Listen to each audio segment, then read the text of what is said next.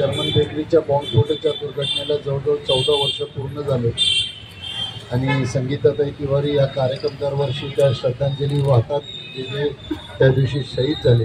आणि आत्ताच आपण ताईंकडनं ऐकलं की काय अनुभव त्यांनी, कारण ते स्वतः त्या बॉम्बस्फोटामध्ये इजा त्यांना पोचली.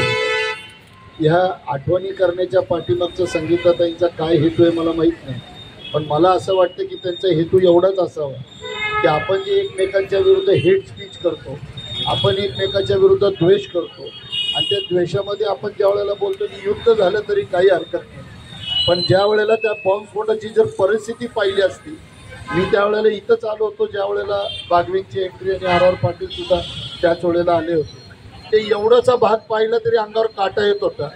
तर जे भाषा अशी करत असतील ते युद्ध झालं तर काय प्रॉब्लेम होईल. म्हणून ते एका बॉम्बनी जर आपण एवढे हादरले असतो तर युद्धामध्ये काय होत असेल याची अनुभूती न आलेली बरी आहे. आणि खास करून त्यावेळेला मी आज तुम्हाला या निमित्ताने आवाहन करते की तुम्ही जर आमच्या सोबत असाल तर अशा प्रकारच्या घटना आपण टाळू शकतो.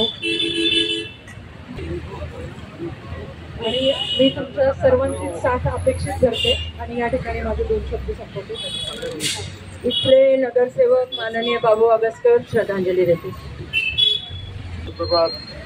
सातत्याने त्या सर्व शहीदांना श्रद्धांजली वाहण्याचा कार्यक्रम त्या जर्मन बेकरीचे मालक असतील, सर्वचे कुटुंब असेल आणि तुमचे स्थानिक सेवा मंडळी असतील, विशेष करून संगीताताई असतील, आपले सर असतील, सर्व आपले पुढाकार घेऊन त्या ठिकाणी हा कार्यक्रम आयोजित घेतात आणि खऱ्या अर्थाने त्या लोकांना श्रद्धांजली वाहण्याची स्थानिक आठवला की अंगावरती काटे येतात, शहारे येतात.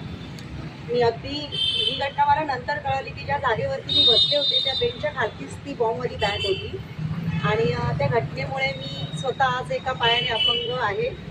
I lost my 1 half humeral bone, my half leg.